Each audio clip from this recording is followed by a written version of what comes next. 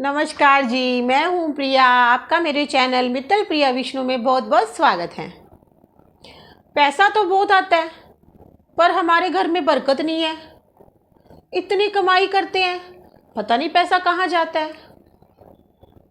हम कौन सी गलती कर रहे हैं जिससे पैसा हमारा अच्छे कामों में नहीं लगता, हमेशा बीमारी में या घर के उल्टे पुल्टे खर्चों में। मतलब पता ही नहीं चलता पैसा जाता कहाँ है। इन सब बातों के बारे में हम बात करेंगे आज की वीडियो में। आपको मेरी वीडियो कैसी लगती हैं? अच्छी लगती हैं तो प्लीज़ लाइक कर दीजिए। चैनल पर नए हैं तो चैनल को सब्सक्राइब कर दीजिए।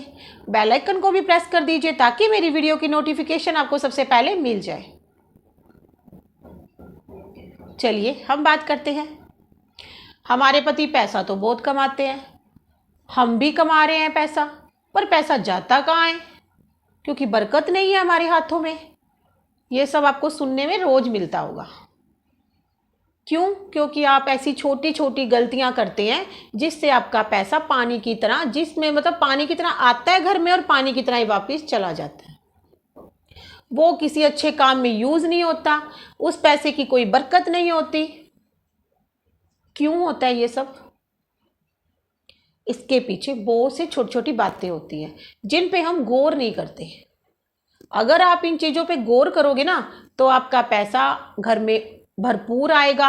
आपका पैसा अगर लगेगा तो अच्छी चीज़ों पे लगेगा। आपका पैसा बरकत करेगा। आपको पता चलेगा भी हमारा पैसा कहाँ लग रहा है। तो चलिए मैं बताती हूँ कुछ नियम। देखिए जी, मेरा फर्ज है बताना, करना नहीं करना वो आपके हाथ में है। अगर आप करोगे ना तो आपको रिजल्ट खुद पता चलेगा। अगर आपको रिजल्ट पता चले तो आप मुझे कमेंट जरूर करोगे ताकि मुझे पता लगे भी मेरी जानकारी आपके भी कुछ काम आई। नंबर 1, हम मंदिर जाते हैं। आपने कई बार देखा होगा कि रोज तो चलो भीड़ नहीं होती, जब शिवरात्रि होती है, सोमवार होता है या फिर प्रदोष व्रत होता है, उस टाइम मंदिर में बहुत भीड़ होती है। हमारी तरह बहुत से लोग पूजा करने आते हैं और उनको जल्दी होती है। किसी को ऑफिस जाना होता है, किसी को स्कूल, बच्चों को स्कूल जाना होता है, कई लेडीज़ होती है उनको अपने घर वालों के लिए खाना बनाना होता है। मतलब वो जल्दी जल्दी में आते हैं। और मंदिर में कई ऐसे लेडीज़ होते हैं भोलेनाथ को पकड़ के ही बैठ जाती हैं। वो उनको छोड़ना नहीं चाहती, कभी जल, कभी दूध, कभी दही, कभी मतलब 1-1 घंटा तक वो बैठ के पूजा कर लेती हैं। आप पूजा करिए, पूजा करनी बहुत अच्छी बात है, लेकिन वो आप देखिए ना, अभी जो आपके पीछे लाइन में खड़े हैं वो परेशान हो रहे हैं, उनको जल्दी है जाने की। तो आप अपनी पूजा थोड़ा सा आप देख लीजिए भी उनको कितनी जल्दी है। उनको जल्दी है तो आप एक काम कीजिए, आप अपनी पूजा जल्दी कीजिए ताकि वो भी पूजा कर सके। अगर आपकी वजह से कोई मंदिर से बिना पूजा करे चला गया, वो दोष उसको नहीं लगेगा, वो दोष लगेगा आपको। तो ये सब, ये छोटी सी चीज है और ये गलती होती होगी, बहुतों से होती होगी। तो आपको इस चीज का बिल्कुल ध्यान रखना है। अगर आपके पास आसे पासे भीड़ नहीं है तो आप आराम से पूजा कीजिए भोलेनाथ को। 1 घंटे या 2 घंटे जितना आपका मन करे उतना पकड़ के बैठिए। लेकिन अगर भीड़ है तो यार आप अपनी पूजा ना टाइम से जल्दी से खत्म कीजिए ताकि दूसरा भी पूजा कर सके। अगर आप ऐसा करोगे तो आपको पुण्य मिलेगा। तो आपको ये बात बिल्कुल ध्यान रखनी है और बिल्कुल अपने माइंड में सेट कर लेनी है। नंबर 2, हम कहते हैं लक्ष्मी माता हमारे घर में आती नहीं है। अगर आती है तो बरकत नहीं होती। क्यों नहीं होती? घर में सारा दिन झगड़े का माहौल रहना, बच्चों का कहना ना मानना, मतलब घर में किसी का मान सम्मान ना करना, बड़ों को गाली देना, या बच्चों में अच्छे संस्कार नहीं है, माँ बाप आपस में झगड़ रहे हैं, बच्चे कहना नहीं मान रहे, तो उस घर में माता लक्ष्मी कभी नहीं आती। आपको अपने घर में प्यार का माहौल बनाना है। अपने बच्चों में अच्छे संस्कार डालिए। अगर आपके घर में माहौल अच्छा है, प्यार है, तो बच्चों में अपने आप वो संस्कार आने शुरू हो जाते हैं। फिर बच्चे भी आपस में प्यार से रहेंगे, प्यार से बात करेंगे। घर में लड़ाई नहीं है, झगड़ा नहीं है, कलह नहीं है, बड़ों का सम्मान हो रहा है, आप हर काम नियम से टाइम से कर रहे हैं, दोनों टाइम जोत बत्ती हो रही है, झाड़ू नियम से हो रही है, खाना नियम से बन रहा है, तो फिर लक्ष्मी माता आपके घर में आएगी आएगी। आपके पैसों में बढ़ोतरी होएगी होएगी।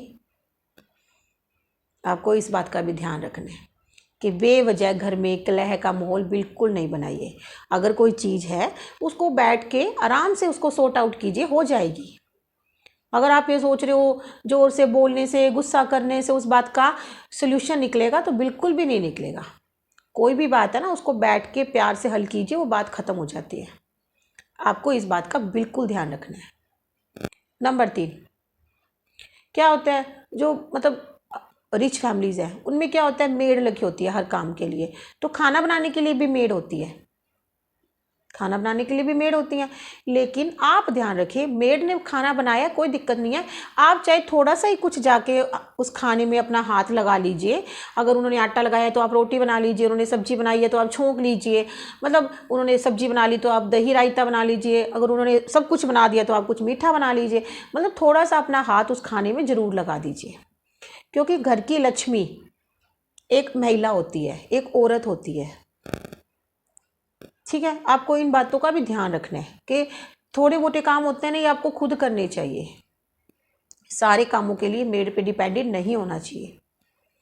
आपका बच्चा भूखा है, रो रहा है, आप मेड को आवाज़ दे रहे हो, अरे वो रो रहा है और अरे वो रो रहा है, नहीं, आप उठिए, अपने बच्चे को खुद अपने हाथों से खिलाइए। उसका आपके लिए प्यार बढ़ेगा, आपका उसके लिए प्यार बढ़ेगा, और घर में बढ़ोतरी होनी ही होनी है। जहाँ प्यार है वहाँ धन है ही है ही। घर में नई गाड़ी ला रहे हैं, घर में कोई भी व्हीकल ला रहे हैं, घर में कोई भी चीज़, गाड़ी का मतलब ये नहीं है भी आप कार या बाइक या स्कूटी की बात, मतलब कुछ भी घर में आप नई चीज़ ला रहे हैं, सबसे पहले अपनी बेटी से उसके ऊपर तिलक जरूर करवाइए। ये बहुत शुभ होता है। अगर आपकी बेटी नहीं है तो अपनी बहन से करवाइए, अगर आपकी बहन भी नहीं है तो अपनी बीवी से करवाइए, वो भी घर की लक्ष्मी है। ये आप नियम जरूर अपनाएं। चाहे आप छोटी सी चीज़ लेके आए, चाहे छोटा सा फ्रिज ही लेके आए हैं, वॉशिंग मशीन लेके आए, कुछ भी, तिलक जरूर करवाएं। मतलब नई चीज़ की पूजा जरूर करवानी चाहिए। अगर उस चीज़ के अंदर कुछ नेगेटिविटी है वो बाहर चली जाएगी, उसमें पॉजिटिविटी आ जाएगी और वो चीज़ हमेशा सही से चलेगी। इस बात का ध्यान रखना है।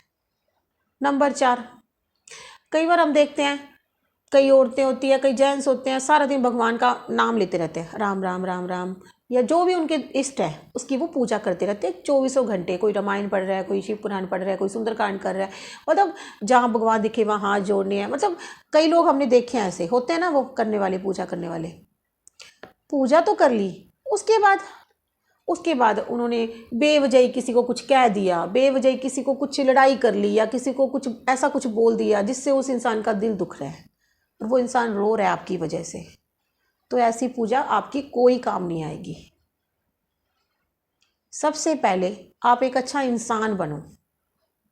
अगर आप यार सबको खुश ही नहीं रख सकते तो भगवान को खुश कैसे रखोगे आप? आपको पूजा के साथ साथ अपने में धैर्य रखना है। आप इतनी पूजा कर रहे हो, आप तो वैसे ही इतने उच्च विचारों वाले होंगे ना, तो आपको झगड़ा करने की ज़रूरत क्या है?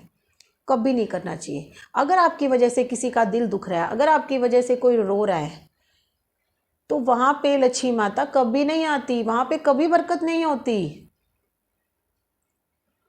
पूजा करो, उसके साथ लोगों से प्यार भी करो, ये बहुत जरूरी चीज है।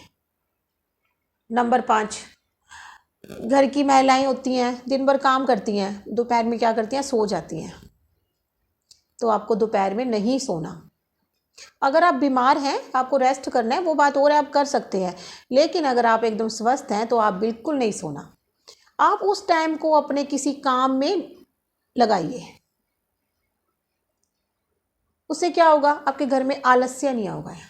और जिस घर में आलस्य नहीं होता, मतलब जहां पे आलस नहीं होता, वहां लक्ष्मी माता बिल्कुल आती हैं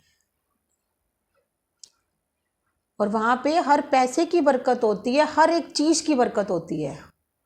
आपको ये ध्यान रखना है। नंबर 6, सबसे इंपॉर्टेंट चीज, आपको अपनी जीवन में दान जरूर करना चाहिए। दान कितने तरह के होते हैं? दान होते हैं 3 तरह के, गौदान, कन्यादान, लक्ष्मी दान। हर इंसान को अपनी जिंदगी में ये 3 दान जरूर करने चाहिए। गौदान तो आपको पता है कब किया जाता है? लक्ष्मी दान का मतलब हमने कुछ पूजा करवाई है, कुछ दक्षिणा दीजिए, कोई भंडारा कीजिए, कोई जल सेवा कीजिए, मतलब ऐसी आप सेवा कीजिए जिसमें आपका धन लग रहा है। वो क्या हो गया, एक तरह से लक्ष्मी का दान हो गया। उससे आपकी लक्ष्मी में बढ़ोतरी होगी। अब कई ऐसे लोग कहेंगे हम तो पैसा खर्च कर रहे हैं तो पैसा बढ़ेगा कैसे। अरे आप करके देखो ये चीज़ें। अगर आपने 1 रुपया लगाया ना, आपको 10 रुपया रिटर्न आ रहा है। देखिए आप ये चीज़। इसलिए तो कहा गया है कि गौदान, लक्ष्मीदान और कन्यादान सबसे श्रेष्ठ दान होते हैं, हर इंसान को करने चाहिए। तो जी, गौदान का मैंने आपको बता दिया, लक्ष्मीदान का मैंने आपको बता दिया, और सबसे महादान कन्यादान। कन्यादान बहुत बड़े सौभाग्य वालों को मिलता है, क्योंकि जिसके लड़की होती है देखो वो तो कन्यादान कर लेता है, और जिसके लड़की नहीं है वो कन्यादान कैसे करे। तो क्या करें, अगर आपके परिवार में किसी भी भाई के, रिश्तेदारों के 2 बेटियां हैं, आप उनको बोल सकते हैं कि आप एक बेटी का कर दीजिए, एक बेटी का हम कर देते हैं, तो वो कन्यादान जरूर करना चाहिए। अगर आपकी फैमिली में कोई बेटी नहीं है तो आपको क्या करना चाहिए, किसी भी ब्राह्मण की बेटी, पंडित की बेटी का कन्यादान जरूर करना चाहिए। अपनी जिंदगी में एक दान जरूर करें, कन्यादान। ये सबसे बड़ा महादान है, इसके आगे कोई भी दान नहीं है। करके देखिए आप ये छोटी छोटी चीज़ें, आपके घर में पैसा भी बहुत आएगा और बरकत भी करेगा और अच्छी चीज़ों पे लगेगा। आपको पता होगा भी हमारा पैसा कहाँ लग रहा है। अगर आपको मेरी वीडियो अच्छी लग रही है, उपयोगी लग रही है, तो प्लीज़ लाइक कर दीजिए और कमेंट भी ज़रूर कीजिए। मैं आपके कमेंट का वेट करती हूँ। आज की वीडियो में इतना ही, मिलते हैं कल अगली वीडियो के साथ। तब तक के लिए खुश रहिए, हंसते रहिए और लोगों को भी खुश रखिए। हर हर महादेव शंभू, काशी विश्वनाथ गंगे।